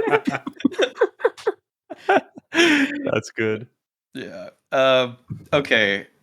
Really though, I'd probably take like just 4, like Glaive. Wouldn't you guys take Glaive? I would take Glaive for sure. Yeah, you need a leader. Yeah, Glaive is a good call. Taking Glaive is the start of Interstellar, where he's like trying to get back to his kid, you know. So there's a lot of motivation there. Yeah. Okay. Who else? We need another real person. No, who would you put? Jerry. For honestly, I would send you Kinder. Just keep the vibes up, you know. You gotta send you Kinder. Yeah, and Yukinder would probably do something that gets himself killed, but then everybody would learn from that mistake. So imagine how funny Jax's physical comedy would be on SV Gravity 400. Oh, oh no! I float in shit. What? You remember the tweet? What did he say? He stepped in shit, and it was Navi's logo, and there was like there's a video. But I just obviously you don't step on. I mean, you can, I guess, but probably not. I don't follow Jax on Twitter, so I didn't catch that one. But missing out. Okay, I should get on. Okay, let's do 4 talent. 4 CS talent. You would want Anders. Okay, I mean Anders. Yeah, Anders has to be there. Anders has to like be there. His lifelong dream. So the problem with sending Anders is he might get a little too wrapped up into like just one rock, and then he would just like over-examine this rock or some shit, and just like it would just slow the whole operation down to a point where it's like, okay, we need another body to help us out here, not a guy that's looking at this rock all day and trying to find out what these lines mean on it. I just imagine. I think Anders has to because he just needs to go there. For pure comedy's sake, though, like Anders would have to be the person who talks to an alien when they first show up. Like, there's nobody else you could have up there. Like, so I don't know if you guys have seen this guy's work, Terrence McKenna. He really has a lot of mushrooms on Mars. Yeah. Oh yeah. Yeah. Well, I just imagine. I can hear it now. Anders dropping the rock, and then he casts it the same way that like somebody whiffs it. Oh no! He missed it entirely. That's an absolute disaster. It's a disaster. Who else would we get? For this Mars mission of the talent? Honestly, Henry G, because he would find the fungible mushrooms somehow okay. that are on Mars. They make a good duo, right? You know, I had to do that one just for Pronogo. Oh, thank you. So he always gives he's good for one Henry G shout out per episode, so I'll take that one. I wasn't even thinking of him because he's not active right now. But one Grierism. I think it wouldn't hurt to have like a stunna type. Like he's literally been in the military. Okay. I feel like this is already just the case in the whole case right there.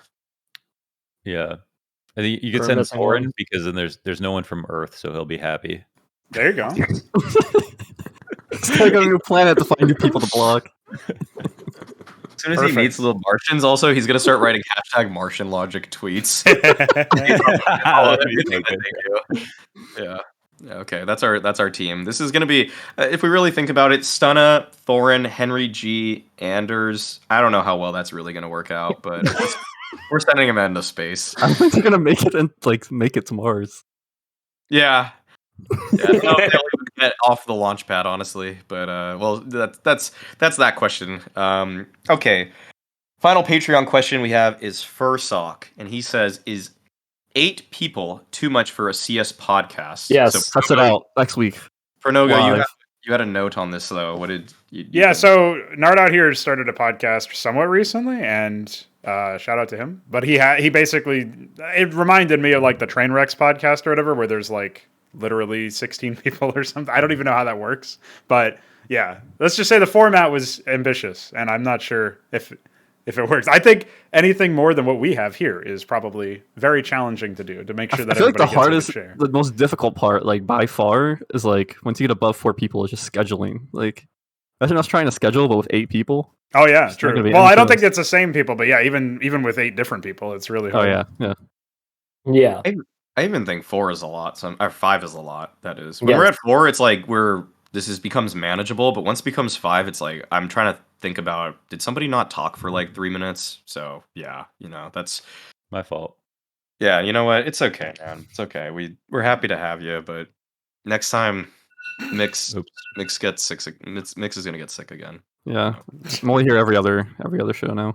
No, it's okay. Too busy in Valorant. You know what? This is a good time to wrap up on this. I think 8 is okay. I'll just say this: for any podcast I've ever listened to, I think once it gets past 4, it's like I think above. I've never listened. I'll say this: 5. I've actually heard some podcasts that I've been like, that's fine. But anything above 5, I've literally been like, this is just I don't know the voices I'm listening to. I don't know what's going on. Hard to follow. Six plus is like 5 is my limit. 6 is like too much. That's over. That's why Overwatch went down to 5. That's I think why 3 to 4 is ideal for me. 5 is like pushing it, and then anything above that is far too many. Yeah. I also think 1 is bad, generally speaking. I don't like one-man podcasts. Just saying. I don't really listen to any one-man shows. 2 Hello, 2 Bill and 3. Burr? Hello? Hasn't? Well, I listen to some Bill. No, okay. Never mind. Yeah, he's chill. Talks about his day. I love Bill. Yeah. That's fine. You guys can enjoy that. I'll just choose to not enjoy it, and that's just my opinion, man. Okay, let's do shoutouts because we got some people that have to go, actually. Yep. Let's do launders. What do you want to shout out in the waning moments of this show? Shout out to Axel and Shiro, man. Shout out to Axel and Shiro for closing out a LAN. The future is bright, and it's awesome to see them go flip the Gambit roster, get to LAN, win a final. No. What do you want to shout out? I'm gonna double shill and shout out Razor for giving me a mouse while I was in Dallas. Oh, same. I got one. That guy There was it at is. the major. He was at Dallas. He'll probably be at Cologne too. You can get all your free gear from him. There you Shout go. out Jimmy. What's his name? What's his name? Jimmy. Guys. Yes. Jimmy. FaZe Jimmy. I don't know why I put FaZe. I don't know why. Okay. Not even a joke. It's the end of Not the even a show. joke. That's why. I've just been saying FaZe Eddie so much. I just find it so funny to say FaZe Eddie. But Nix, what's your shout out? All right, since you guys shouted out free peripherals, I'll shout out HyperX for my free peripherals. Thank you. Chill. You're literally What? I don't know what you're talking about. Okay. Pronogo, what is your shout out? I don't really think I have one. Shout out Launders for coming on, dude. That's my shout out. Happy to have you, buddy. OC? What about OC? I don't know. I haven't That's seen him in about 3 months, dude. Where is he at? Oh. Damn. Shout out Floppy or Man on the Moon There you go. or Man on Mars. My shout out, I have 2 quick shout outs. I have one to, let me make sure I got his name correct here. Spell it, pronounce Shout out to Kjaerbye. Nike. Shout out to Nike Bones. I think this guy is the new like highest donating patron, if I'm not mistaken. This guy's donating 50 a month. Wait, we can just buy your love? That's cool. Yeah, that's a shout out. It's not love. You know, there's a difference. Yeah, don't you fucking forget it. Yeah, so so we got Nike Bones hashtag or exclamation mark Patreon in the chat to see our Patreon. Make sure to donate to that. But my real shout out actually is all the fans that were really nice at Dallas and that got into the chants that we started when we were on the desk, because that was like something that I've never gotten to do before, is from a desk in an arena start a USA chant for a Russian team that is backed by an NA organization, and it was flawless. Everybody loved it, and I don't think I'll ever probably do that again. So shout out to everybody that was screaming USA when I was saying we should root for Axile and Shiro. That's going to be it, guys. Once again, thank you, Launders, for joining us on another episode of It's Server Time. Thanks to the usual co-hosts in Mix, Note, and Pernogo. And thanks to the live viewers in chat who make this all a little bit more interesting, because you guys type some funny things at times. Also, you guys type some really weird things, but love it both ways. The ups and downs are why you're there. So shouts out to everybody that followed and subbed too. Subscribe on Patreon if you want to further support. Thanks, guys. That's going to be it.